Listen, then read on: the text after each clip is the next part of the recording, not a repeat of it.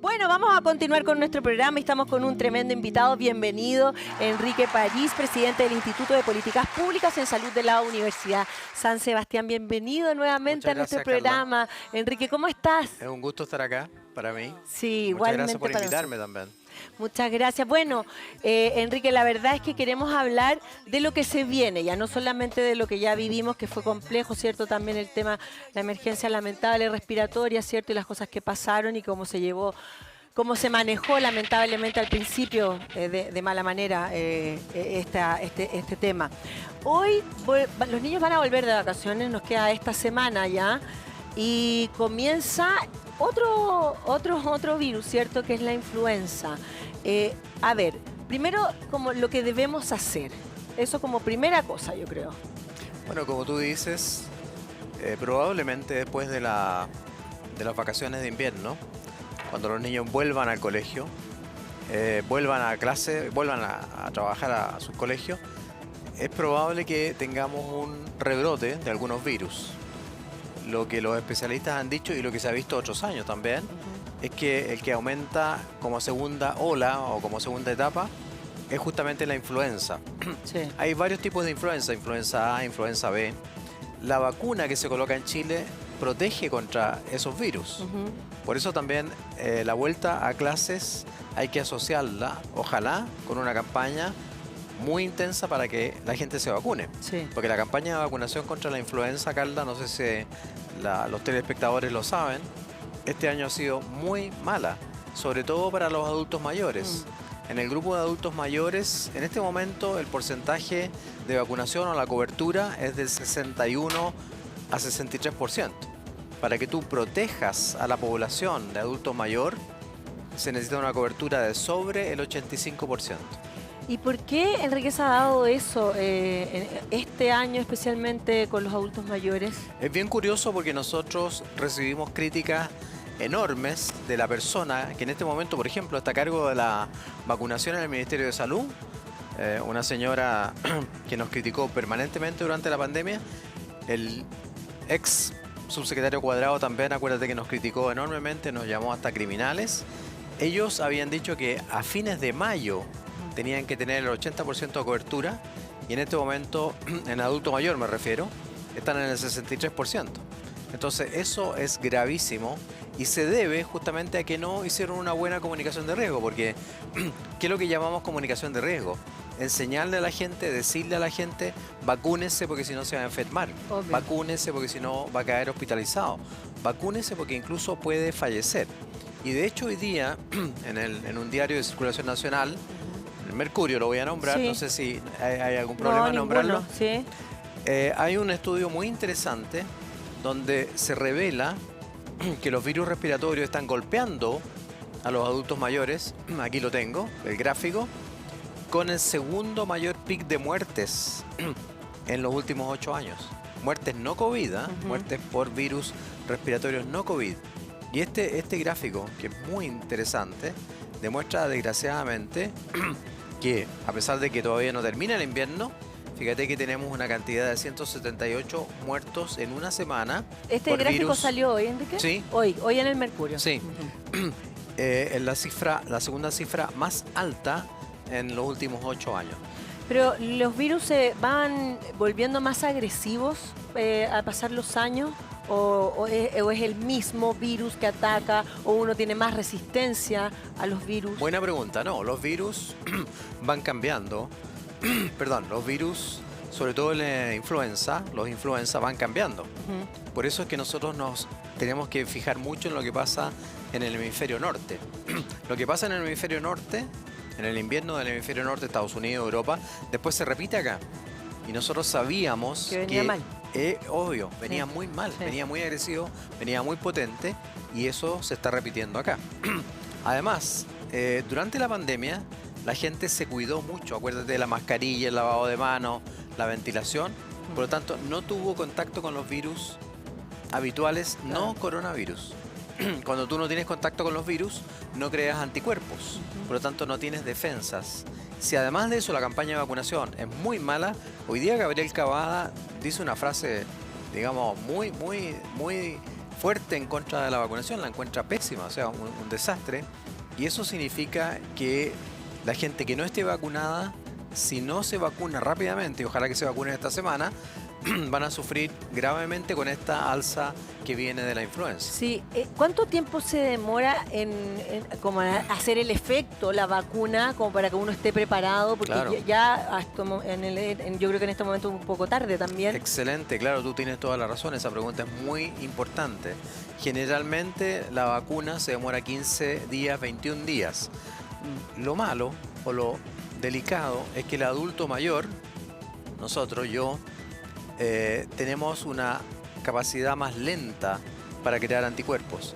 O sea, tú, una mujer joven, un adolescente, un niño, tiene una capacidad muy rápida para crear anticuerpos. Claro. Tú te colocas la vacuna y rápidamente creas anticuerpos. En cambio, un adulto mayor, sobre 60, sobre 65 o sobre 70, se demora mucho más en crear sus defensas. Por lo tanto, esa pregunta también es muy atingente.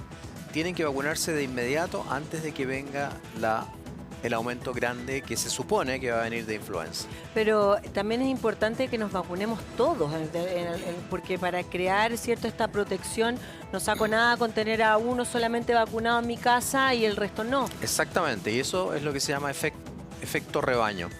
Es decir, si tú por algún motivo no te pudieras vacunar, supongamos que tienes una enfermedad que no te permite vacunar, pero si toda la gente de tu familia se vacuna, te protege a ti, te cuida. Claro. Es efecto capullo también le dicen, porque te encierran en un capullo como una flor. Y eso es lo que tampoco se ha logrado, porque la vacunación masiva, ya hablemos de la vacunación general, está en el orden del 74% y debería estar sobre el 80%, ya en el 85%. En la mujer embarazada, por ejemplo, ni siquiera llega al 40%. Y la mujer embarazada tiene que vacunarse porque le transmite anticuerpos al feto. Y eso es bien importante. La mamá que crea anticuerpos le transmite los anticuerpos también al feto. Por lo tanto, cuando el niño nace, van a nacer con defensa. En embarazadas y en adulto mayor, la campaña está muy, muy baja. Y creo que tenemos que trabajar todos para estimular a la gente. Pero por lo mismo, aparte de estimular a la gente, sí, ha sido mala la difusión, ¿cierto? Y bueno, está súper criticada, de hecho, uno no ha visto mucha información de eso. ¿Cómo se hace para llegar directamente a las personas entonces? Porque el adulto mayor tampoco es tan fácil que vaya y se vacune. O sea, son personas que cuesta más que llegue la vacuna a ellos o que ellos vayan, ¿cierto? Entonces, ¿qué se hace en ese sentido? Hay una campaña de movilizarse y que vayan, digamos, no sé, que se muevan hacia los adultos mayores, que llegue la vacuna hacia ellos. Por supuesto, esa es la estrategia mejor y es lo que hacíamos con la doctora Paula Daza. La Paula era la que estaba encargada de ese tema. Salud Pública es la subsecretaría que se debe encargar de ese tema. ¿Qué es lo que hacíamos? Íbamos a los lugares donde, por ejemplo, fuimos a todos las casas de reposo de los adultos mayores. Claro, por ejemplo. Acuérdate que nosotros partimos con los profesionales de la salud, vacunando primero. Después, la segunda etapa fue con los adultos mayores. Los que estaban en los hogares de adultos mayores, hay que ir ahí. Hay que ir a la calle, hay que ir a los lugares donde la gente está transitando. Nosotros teníamos buses especiales donde la gente subía por la puerta de adelante y bajaba por la de atrás y se vacunaba. Claro, exacto, y llevábamos los buses a los lugares de mayor aglomeración. Abríamos los SFAM los fines de semana. Y eso obviamente significaba mayor trabajo para los funcionarios de salud, a los cuales yo siempre les agradecía la atención primaria. En fin, hay que hacer campañas comunicacionales. Hay que gastar en campañas comunicacionales y no en fundaciones truchas, porque la cantidad de plata que se ha gastado en las fundaciones truchas debería haberse gastado justamente en campañas comunicacionales para evitar que la gente se enferma. Imagínate esta cifra, segundo pic más alto de muertes, no por COVID, sino que por virus respiratorio e influenza en 8 años. O sea, la autoridad sanitaria tiene que preocuparse. A mí me da la impresión, Carla, y perdona que lo diga, que a veces las críticas les resbalan, como que no les pasa nada, como que aceptan la cosa como que si fuera algo, entre comillas, normal, y no debe ser así. Aquí está en juego la vida de las personas. Ahora, ¿qué pasa con la atención primaria en nuestro país, Enrique? Porque fue también, ahí se vio con la primera situación, ¿cierto? Con el sincicial, que hay una debilidad, pero tremenda. La gente no va a la atención primaria y llena la urgencia porque evidentemente tampoco hay una confianza en la atención primaria, ¿cierto? O no están los médicos especialistas para atender la situación que se está viviendo. Entonces, llenaba las urgencias y eso era peor porque el virus iba pasando de persona en persona y fue mucho peor. Entonces, ¿qué hay que hacer en ese sentido en Chile? Mira, la atención primaria es fundamental. Nosotros siempre lo dijimos y lo pusimos en el programa, que hay que potenciar la atención primaria, hay que hacerla resolutiva. La atención primaria tiene que tener la capacidad de hacer exámenes, tiene que tener capacidad de atender a los niños, de tener kinesiólogo. Y eso existe, porque por eso se crearon las salas IRA, para atender a los niños con insuficiencia respiratoria aguda. Pero no lo digo yo, lo dijo la doctora Begoña Yarza, lo dijo la doctora Elia Molina, lo dijo la doctora Carmen Castillo, ex ministras de salud. Cuando nosotros nos reunimos con la ministra actual, que nos llamó, dijeron, pero si no están trabajando los fines de semana, no hay kinesiólogos suficientes.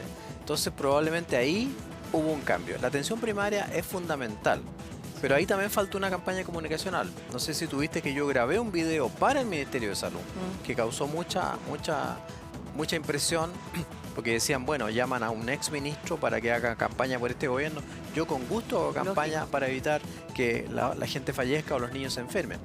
¿Qué es lo que hay que diferenciar? ¿Cuándo tú llevas al niño a la urgencia y cuándo lo llevas a la atención primaria? ¿Cuándo lo lleva a urgencia? Cuando realmente está con una urgencia. Está con silbidos, está cansado, no quiere comer, no se ríe, no se conecta con la mamá, tiene dificultad respiratoria y tienes que llevarlo a urgencia. Pero si solo tiene tos, si solo tiene un poquito de secreción nasal, llévelo a la atención primaria. Claro, entonces Enrique, ahí fue la diferencia, porque si tú no sabes guiar a la gente dónde debe ir, sí, en tal o cual circunstancia, claro, como dices muy bien tú, atochan la urgencia, a lo mejor con algunas enfermedades que deberían ser solucionadas en la atención primaria y no en la urgencia. Si el niño tiene fiebre, voy a repetir, si no come, si tiene tos, si tiene dificultad respiratoria, si está cansado, si no se ríe, si no se conecta con la mamá se da cuenta inmediatamente, si no toma pecho, tiene que llevarlo a la urgencia. Pero si solo tiene un poco de tos, si tiene un poquito de secreción nasal, pero se ríe, juega, se alimenta bien, llévelo a la atención primaria, no atoche la urgencia. Lo que pasa es que ese mensaje era fundamental. Es que ese mensaje era fundamental y tampoco se ha visto mucho hoy, siento yo, comunicacionalmente hablando, porque también uno no le puede dar la responsabilidad a una madre, por ejemplo, primeriza, que tiene a su primer hijo y su primer hijo resulta que lo ves que está congestionado o que tiene fiebre. ¿Cómo esa madre va a decidir? Porque ante esa situación esa madre no sabe cómo actuar. Por supuesto. Entonces por eso fue tan débil la información y pasó lo que ha pasado y yo creo que todavía aún hay una falta de información tremenda. Entonces esta situación lo más probable es que se vuelva a repetir y lamentable porque ahora las camas que se van a necesitar también tienen que ver más con otra población de riesgo que es la población de riesgo más adulta. De adulto mayor.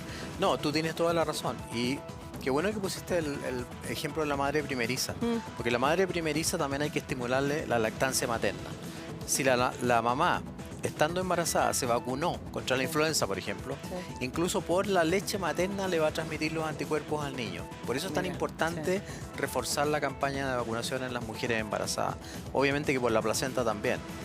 Y la madre primeriza, obviamente que tiene que recibir mucho mayor atención. Ahí las matronas, que son un lujo en la atención primaria, tienen una labor muy importante. Las enfermeras tienen una labor muy importante. El kinesiólogo, muy importante. La TENS, muy importante. El virus sincicial respiratorio está descendiendo. Fíjate que en la semana pasada, la semana 25 que se llama, epidemiológica, se reportaron 1044 casos. Y esta semana, la semana 26, que cambia mañana, solo 693 casos, o sea, va disminuyendo prácticamente la mitad. ¿Se debe, crees tú, al tema de las vacaciones un poco? No, ¿O no? Se debe a que los virus copan, digamos, una vez que han infectado a una gran cantidad de personas, dejan de tener como el lugar donde actuar. Entiendo, sí. Claro. Obvio. Es algo ecológico. Se acaban donde atacar, lógico. Exactamente, se acaban donde atacaron a varios. Ya atacaron a todos los que podían atacar, se acaban los susceptibles entonces empieza a bajar. Pero como con la influenza no hay la cantidad suficiente de anticuerpos todavía, la influenza es la que está aumentando. La influenza A, fíjate que tuvimos la semana pasada 64, perdón, al revés, tuvimos 147 casos.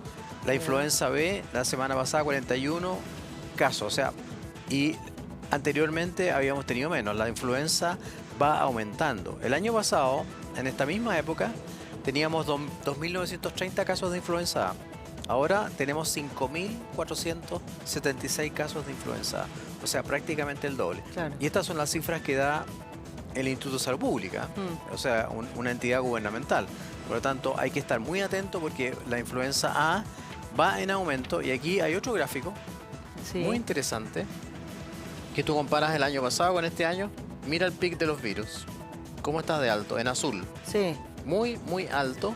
Y una vez que baja el sincicial, va a aumentar la influenza. A aumentar la influenza. Va a aumentar la influenza. Absolutamente. Y eso es lo que puede llegar a pasar. Y como tú muy bien dices, en vez de necesitar camas de pediatría, vamos a necesitar camas de adultos. Y hay que estar preparado para eso. Eso es lo que faltó la vez anterior. Eso, claro, eso faltó la vez anterior. Ahora, en este tiempo que ha pasado, que no es mucho tampoco, ¿el sistema está mucho mejor preparado ahora para recibir la influenza o todavía estamos Lo que pasa es que si tú comparas las camas de intensivo de adultos con las camas de intensivo de niños, hay mucho más camas de intensivo de adultos.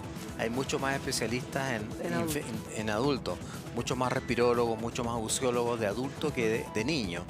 Nosotros aumentamos las camas de UCI en adultos de 1.000 camas, 1.300 camas en realidad, a 4.550 camas. O sea, tú ves la posibilidad que tiene Chile de aumentar las camas de adulto.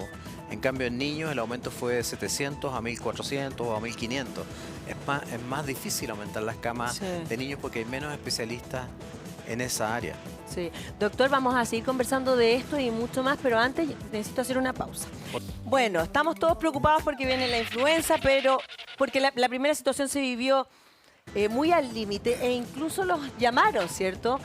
Participaron ustedes también en algún momento para dar, me imagino, todo lo que ustedes saben también y ayudar en esta situación que se estaba viviendo. Ahora, en ese sentido, doctor, ¿cómo cree usted que hoy día estamos para esta influenza que se viene con fuerza? ¿Cómo estamos para resistirlo? Estamos mejor, evidentemente, que lo que pasó con el sincicial.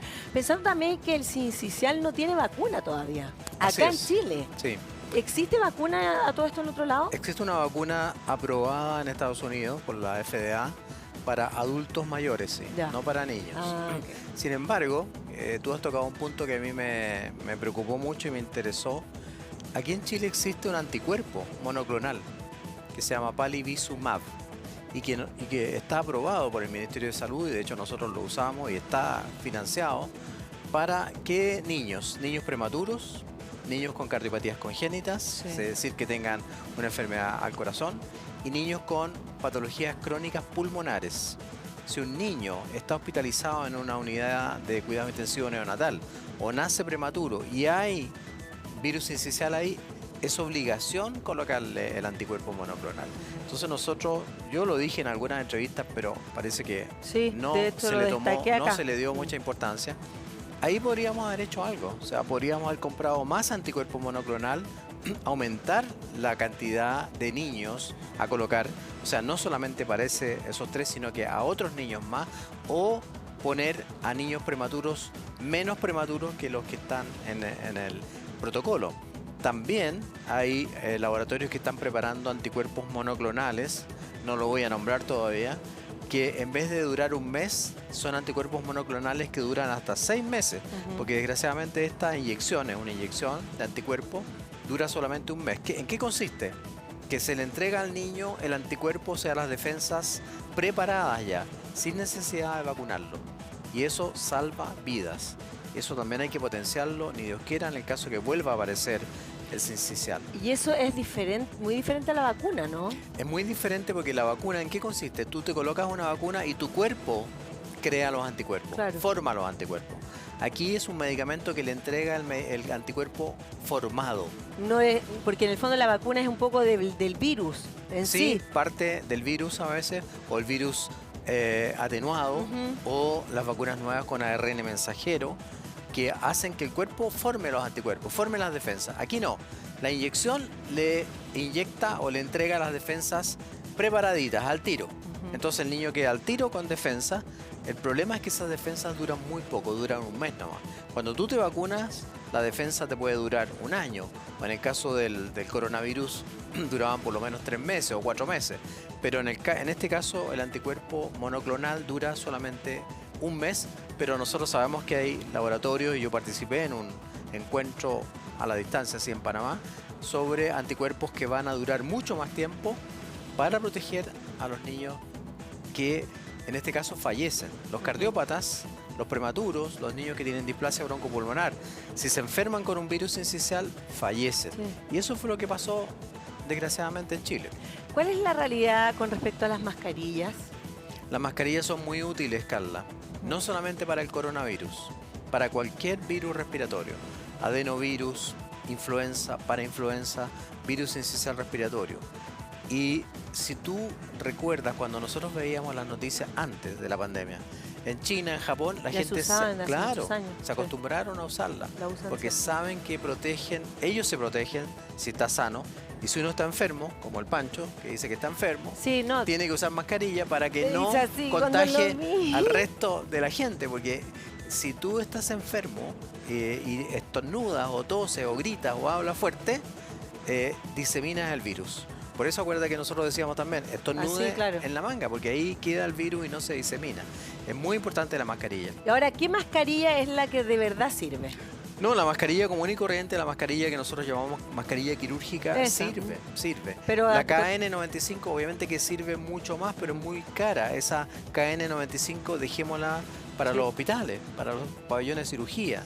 La mascarilla de género también sirve, pero menos, porque hay que estarla cambiando, hay que estarla lavando. Pero para nuestros hijos en los colegios, por ejemplo, deben llevar al menos, porque en el fondo uno las debe cambiar cuando ya está húmeda, ya no sirve, evidentemente. Así es. Ese punto es muy importante. Y obviamente que se humedece mucho más si uno está con romadizo, si está con tos. Por lo tanto, uno tiene que calcular que si el niño va a ir al colegio, no debería ir si está resfriado, si está con tos, si está con mucho moquito, pero si va a ir por razones familiares o por otras razones, claro, tienes que entregarle 3 o 4 mascarillas más para que se vaya cambiando. Y que se lave las manos también, es muy importante porque el virus puede quedar en la mano. Si el niño toca una superficie y otro niño después toca la superficie también, ahí se contagia. Es lo que pasaba en el metro, es lo que pasaba en el transporte público. En el transporte público, si uno estornuda y estornuda en la mano y toca, se agarra de las barras y después otra persona toca la barra y esa persona se lleva la mano a la nariz, se contagia. De esa manera se contagia. Por eso insistíamos en el lavado de manos o en el alcohol gel, para evitar el contagio. ¿Y qué otras cosas? ¿En qué debe estar alerta las mamás en los síntomas de nuestros hijos? ¿En qué momento, lo que bien decías tú, cuándo llevarlo, cuándo uno ocuparse? Pero antes de eso, ¿cómo prevenir? Claro, los virus tienen lo que se llama una etapa de incubación.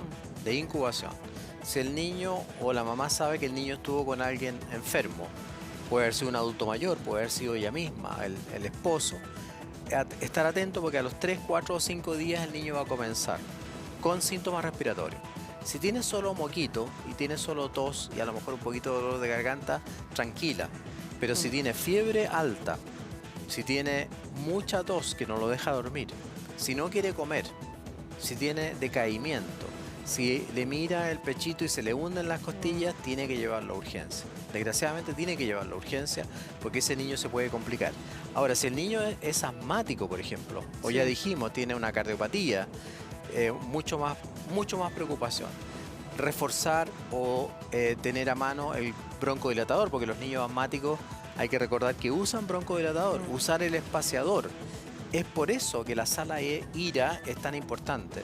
Nosotros hicimos un estudio en la Universidad San Sebastián que demuestra que si tú potencias la atención primaria, si tienes una atención primaria resolutiva, evitas hospitalizaciones. Absolutamente, pero doctor, también yo he visto casos de personas que que no tienen ni idea de cómo se usa el salbutamol, ¿cómo se llaman? Las aerocámaras. Claro, digamos. claro. No saben, y han sido asmáticos toda la vida y, Por todo, y eso- no saben tampoco ni cómo se hace. Por eso es que es tan importante y tan admirable el trabajo de los kinesiólogos, Claro. porque ellos se encargan de enseñarle eso a la gente cuando van a los SFAM, que deben tener sala IRA. En la pandemia nosotros también tuvimos servicios especiales para enfermedades respiratorias del adulto o adultos que tuvieran enfermedades respiratorias graves. Los kinesiólogos fueron fundamentales y son fundamentales. Y hay que recordar también que existe un aparatito ahora Sí. que se llama el saturómetro, que al medirle al niño la saturación, saben además si está saturando bien o sea, si tiene buena cantidad de oxígeno en la sangre, para hacer más sencilla la explicación. Si tiene buena cantidad de oxígeno en la sangre, también hay que estar tranquilo, pero eso lo va a hacer el kinesiólogo en el CESFAM. Por eso también es muy importante llevarlos cuando están con dificultad respiratoria para que le hagan una buena evaluación. Sí, ahora que está empezando, porque el invierno, la realidad no empezó hace mucho, empezó hace poco. Entonces, y recién uno ahora ya de verdad está sintiendo el frío. Se está Así es. sintiendo ahora el frío. De hecho, la vez anterior que llovió como que estábamos un poco acalorados. Era Con menos frío, pero claro. con mucho menos frío, no existió esas bajas temperaturas. Pero ahora sí, ya se están sintiendo en la mañana fuerte. Así es. ¿Cuánto de eso influye realmente el cambio de temperaturas en los resfríos de los niños? O de todo, Esa es ¿no? una pregunta muy importante también y que siempre, antes fuera de cámara, hablamos de la Eli de Caso, porque yo trabajé con ella hace montones de años atrás. Y esa pregunta siempre la hacían las mamás. Sí. Y es muy interesante. ¿Por qué? Porque el frío, ¿qué es lo que hace? Producir vasoconstricción. Es decir, los vasos sanguíneos se contraen. Cuando los vasos sanguíneos de la nariz, de la garganta se contraen, no llega sangre. Por lo tanto, no llegan defensas, no llegan anticuerpos a esa zona. Claro. Y el virus entra, por así decirlo, con más facilidad. Es como si tuviera la puerta abierta. Exactamente, qué Sí. buena alegoría, sí, como si tuviera la puerta abierta. Yo a veces decía como si tuviera una herida y el bicho va a entrar, como si tuviera la puerta abierta. Entonces por eso también otra recomendación es, en épocas de frío, ponerle un pasamontaña o ponerle una bufanda al niño para que entre el aire más tibio, más caliente, no entre tan frío y no le produzca vasoconstricción. Y en ese caso también la mascarilla sirve, porque la mascarilla evita que el aire entre tan frío al aparato respiratorio. Por eso es importante, porque pasa también a los niños, hay una edad en que ya nos cuesta como abrigarlos, porque Sí. ay, no me veo lindo, no sé qué. Entonces cuesta y uno los abriga hasta acá. Hasta aquí el abrigado, hasta acá. Y la nariz, las orejas también es importante. Las orejas, si los niños tienen los oídos, si han tenido otitis, ¿no? Qué por terrible supuesto que dolor. sí, porque le puede doler el oído. Sí, pues hay Creo niños que tienen mucho más otitis Claro, que por otros, eso sí. el pasamontaña para mí es ideal. Es ideal. Porque tapa las orejitas, tapa la boca, deja la nariz, obviamente porque tiene que respirar, pero eso ya evita en gran parte que entre el aire muy frío. Y los cambios de temperatura en todo sentido. Por ejemplo, a veces tenemos prendida la calefacción en la casa. Entonces, idealmente cuando los niños se vayan al colegio, uno ya ojalá tenerla apagada y tratar de hacer uno como que entre un poco el aire de afuera para que ellos no tengan ese impacto al frío, ¿no? También como mantener ese Por tema de las supuesto. temperaturas. Ahí hay cosas bien importantes que tú estás nombrando. Primero, Yo les abro todas las ventanas. ventilar. Sí. Ventilar la casa es importante.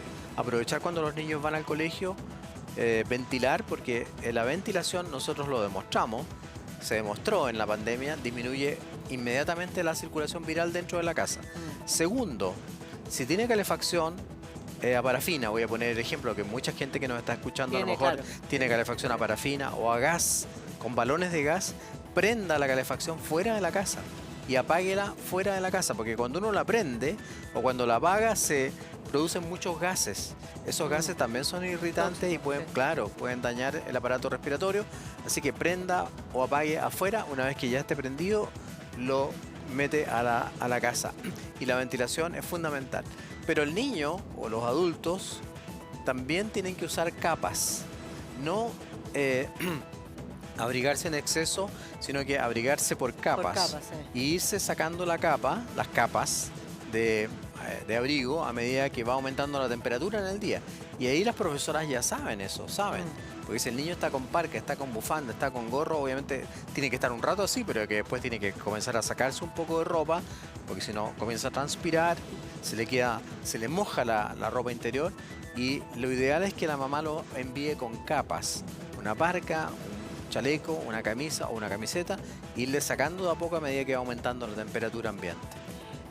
Doctor, ¿cuál fue su visión cuando pasó todo lo que pasó con el subsecretario y la situación lamentable que se vivió con la niñita que murió? Primero una lección, la voy a Bueno, leer textual. y varias muertes, pero o sea, específicamente esa, en la cual hubo un error ahí con el tema de la clínica Las Condes. Nosotros, bueno, yo hablaba con el subsecretario bastante, ¿ah? Y reconozco que tuve una relación de caballeros con él. Y lo reconocí, se lo dije por WhatsApp. Y él también, acuérdate que ambos subsecretarios dijeron que nos habían atacado en exceso. Que los ataques que ellos nos hicieron, porque ellos nos atacaron cuando eran oposición, ¿para qué estamos con cosas? Pidieron Primero disculpas, una lección, le la pidieron voy a disculpas a leer Mañalich y a mí textual, en esa reunión con ya. los ministros. Fue algo increíble. Él, desgraciadamente, cometió ese error porque a lo mejor fue mal informado. Porque no hay un grupo en el Ministerio de Salud, y nosotros siempre lo dijimos, las dos almas. Hay un grupo que no cree en la medicina privada, que no cree en las clínicas privadas, que no cree en las ISAPRES, que no cree en nada de eso. Obviamente que nosotros pensamos que eso hay que reformarlo también. No es que estemos de acuerdo 100% en todo, pero dejar que un niño fallezca porque no se averigua que había una cama en una clínica privada porque tenían, digamos, un concepto de que eso no se podía usar, es algo que no se puede aceptar, y por eso el presidente Boric le pidió la renuncia. Desgraciadamente, la colaboración público-privada en Chile es fundamental. Nosotros logramos aumentar el número de camas UCI, yo te conté ya, de 1.300 a 4.550, gracias a la colaboración público-privada. Y no solamente público-privada, las universidades, las Fuerzas Armadas, las mutuales, todos colaboraron. Y si tú dejas de lado una parte, como son las clínicas privadas, corres el peligro de que te falten camas en el sistema público y se te muera la gente. Entonces, eso es inadmisible. Fue inadmisible no aprovechar el sistema privado al máximo, y es por eso que ocurrió las desgracias que ocurrieron. Pero un ministro puede estar desinformado de ciertas cosas. Por ejemplo, la ministra de Salud, cuando tuvo una conversación con Iván en Mesa Central, Iván Valenzuela. Iván Valenzuela en Canal 13, dio una información errónea. Ese tipo de cosas, me imagino que evidentemente a cualquier ser humano le pueden pasar, pero a un ministro, ¿se puede dar esos lujos de que pase una cosa así?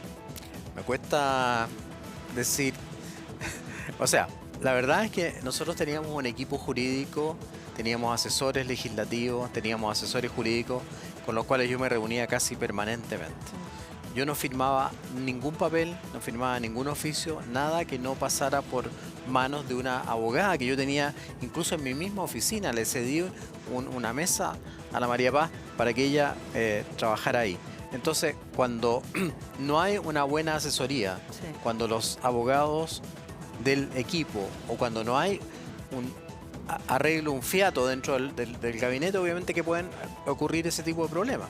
Yo me reunía con el gabinete toda la semana. Además me reunía con la Cenabas, con el ISP, con la Superintendencia de Salud y con FONASA permanentemente. Teníamos reuniones de gabinete justamente para evitar cometer ese tipo de errores. A lo mejor igual cometimos errores como comunicacionales o de concepto, pero ese error obviamente que fue inmediatamente corregido por la ministra, Sí. porque ella sí asume los errores rápidamente, otros no, y obviamente que se solucionó. Pero también la Contraloría salió a reclamar de inmediato, diciendo cómo pueden decir que fue la Contraloría.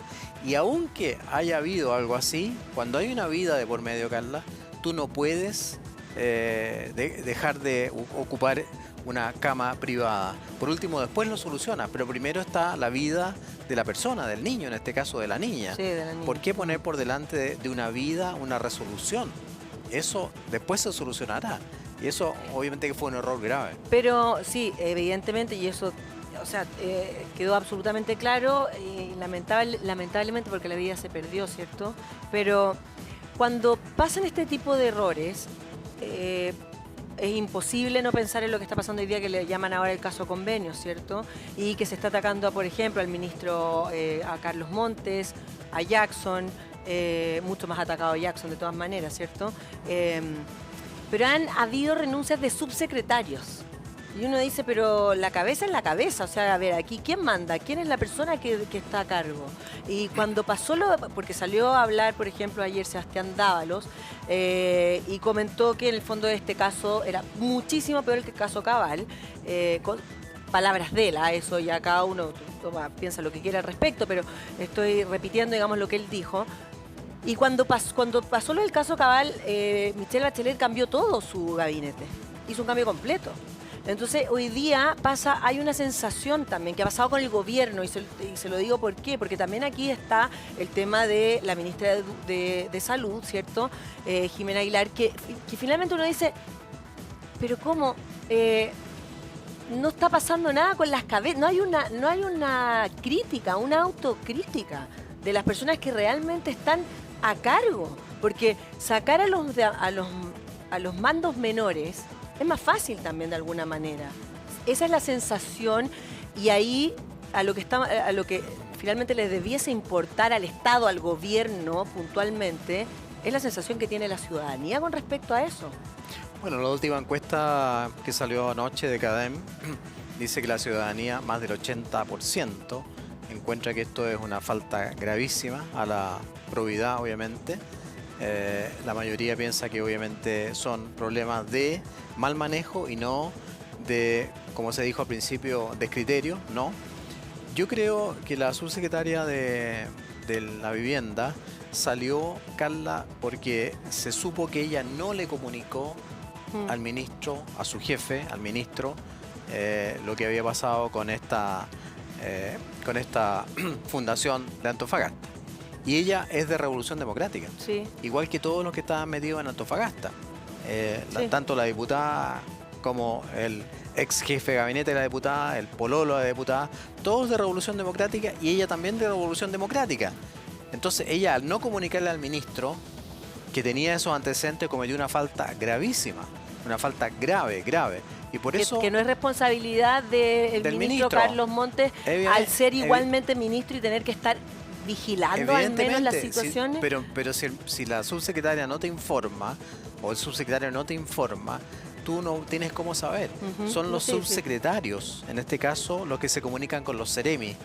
En el caso, la Paula Daza se comunicaba con los Ceremi, y el subsecretario de redes asistenciales, ya sea Arturo Zúñiga o el doctor Duñac, eran los que se comunicaban con los directores de servicio. Existe todo ese organigrama dentro del gobierno, dentro del sistema público. Por lo tanto, ella era la que tenía que comunicarse con el Ceremi. Sí. El Ceremi aparentemente le dijo y ella no le comunicó al ministro, así que yo le encuentro toda la razón que haya tenido que pedirle la renuncia, o se la pidió el presidente, no sé. Ahora, yo repito algo que te dije antes, a mucha de esta gente le resbalan las críticas, les da lo mismo. Lo que dijo Errejón, que es un español, sí, que bueno, derivado que fue muy Mochati lo dijo muy claramente. Lo que dijo Errejón fue, tienen que hacer esto para tener platita, para que cuando pierdan las elecciones puedan seguir sobreviviendo. Y lo están haciendo al pie de la letra.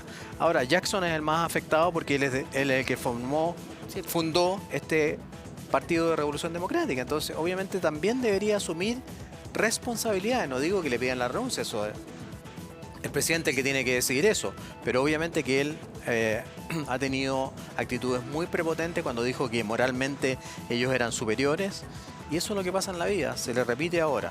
Ahora, la plata que se ha perdido, que son miles de millones de pesos, debería haberse dedicado justamente a campañas de prevención, a campañas de vacunación, a construir centros de atención primaria, como dices tú, o a mejorar los centros de atención primaria. Y uno de los que más ha estado involucrado, desgraciadamente, es un médico, es un psiquiatra, que es amigo del presidente. Obvio, el señor Larraín Salas, que nos atacó durante toda la pandemia, y ahora lo descubren, digamos, tiene fundaciones, pero en todas partes, porque ha sacado plata en Antofagasta por pintar edificios. Ha sacado plata acá en Santiago con el señor Orrego Larraín, el gobernador, en el tema de salud mental. Hasta en Aysén apareció un convenio que tiene él. O sea, es algo inconcebible, impresentable, inconcebible, inaceptable, y que nadie dice nada, salvo como dices tú, Moschate, que es el que más he visto reclamar. Sí, no, que da nombres y apellidos. Eso es lo interesante, que Moschati da mucha la información. Yo también puedo dar nombres y apellidos completa. porque lo conozco muy bien a ese señor, porque me sacó la mugre siempre me atacó. Tiene conexiones muy importantes con el colegio médico, para que los periodistas investiguen, muy importantes con el colegio médico, con la expresidenta, con la gente que trabaja en el colegio médico actualmente, y yo sospecho que hay que ir por esa vía también. Y en ese sentido, ¿cómo sientes también desde en algún momento tu labor política, la credibilidad hoy día que pasa en el gobierno, pero que la sensación de la gente de haber perdido las confianzas absolutamente? ¿Cómo hay posibilidad de recuperarlo? Sí, por eso reconozco que Jaime Belolio, hijo, dio una entrevista en La Tercera, fin de semana, muy buena. Él dice, mire, no nos aprovechamos de la situación, porque nosotros podemos volver a ser gobierno y nos puede llegar a ocurrir lo mismo. Mejor conversemos, dialoguemos, tratemos de limpiar la paja del trigo, porque obviamente no todas las fundaciones son malas. O sea, hay fundaciones muy buenas. Pensemos en la misma Teletón, pensemos en otras fundaciones ligadas a la iglesia que hacen las cosas muy bien y que ayudan mucho a la gente. O sea, fundaciones malas también hay, y esas son las que hay que sacar de lado. Lo que dijo Coloma también en la Cámara, en el Senado, fue muy importante. Si no es necesario formar comisiones aquí, cambiar, que se cumpla la ley tal como está, para que esta gente reciba su castigo, si es que actuó mal, obviamente. Eso tiene que decirlo la justicia, no nosotros, pero obviamente que aquí hay cosas muy raras. Sí, absolutamente. Ahora, volviendo al tema de la salud, ¿qué está pasando hoy finalmente con el tema de las ISAPRES? ¿En qué va eso? Me metí de la política. Sí, no, pero es que hay que hacer una pincelada de todo, hay que aprovechar pero que bueno, está acá, es más entretenido. Obvio. No, el tema de la ISAPRES es un tema muy preocupante, Carla. Nosotros enviamos proyectos para la reforma de la ISAPRES con el presidente Piñera. Enviamos proyectos para la reforma del FONASA. Enviamos proyectos para crear un seguro catastrófico. Enviamos proyectos para un plan de seguro de salud universal. Todo eso fue rechazado por la oposición de la época, que ahora están en el gobierno. Entonces están, digamos, recibiendo lo que ellos no aprobaron, se les está viniendo encima. Porque este problema de la ISAPRES, que dice que tienen que pagar una cantidad gigantesca de millones de dólares, si las ISAPRES llegan a quebrar, lo han dicho todos los especialistas, no lo digo yo solamente, si las ISAPRES llegan a quebrar, en el diario financiero han salido artículos muy interesantes al respecto, van a quebrar muchas clínicas, van a quebrar centros de salud, no las clínicas grandes, van a quebrar clínicas pequeñas a lo mejor de regiones, van a quebrar centros de salud pequeños, van a quebrar laboratorios, van a quebrar centros radiológicos, va a haber cesantía. Yo le pregunto al ministro Marcel qué está haciendo para evitar eso, porque si quiebran las ISAPRES van a quebrar muchos prestadores privados, el mismo colegio médico, ahora sacó la voz. Y entonces, ¿qué va a pasar con toda esa gente? Toda la gente no se va a poder ir al sistema público.